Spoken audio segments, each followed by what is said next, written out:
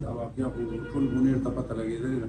په 4 تاریخ باندې دا ماشوم چې ثناء الله دا مس شو په خپل کور او دوی پولیس ته ریپورټ کوونه چې یاره مونږ وایي خپل تلاش کوو پیدا به شي، خو دا پیدا نه شو. په 6 تاریخ باندې مونږ د دې پراپر ریپورټ راغسې انکوایري مو شروع کړه.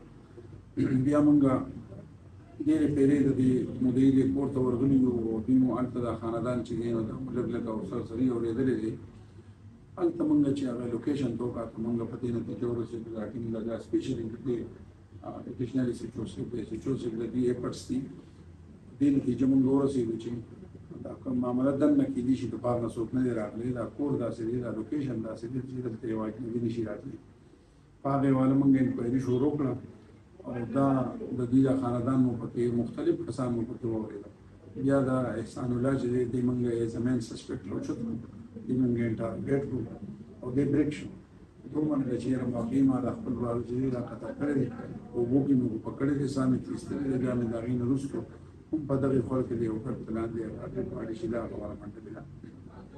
نو مونږ د ده په هغې خبره باندې یقین وکړو، مونږ بلیو کړه چې ده به داسې کړي. بیا مونږ روان کړو او هغې ځای ته مونږ ورسېدلو. ورسولو چې هلته چې ډېډ باډي پرته وه، هغه ډېډ باډي هم ده په خپله باندې د هغې چټان د تهه نه راویسته چې هغه په اوبو کې وه. او مسله چې ده نو صرف ګریلو ناچاپي زنانه سره چې یاره دې ته پیتل ټول سیدې خپلې بندار ته دغه مین ریزن دی. او الحمدلله مونږ معامله چې دا کنکلود شوه او 100% مونږ انشاءالله دغې بچې ته به مونږ انصاف دلاوو انشاءالله د کورټ په ذریعه.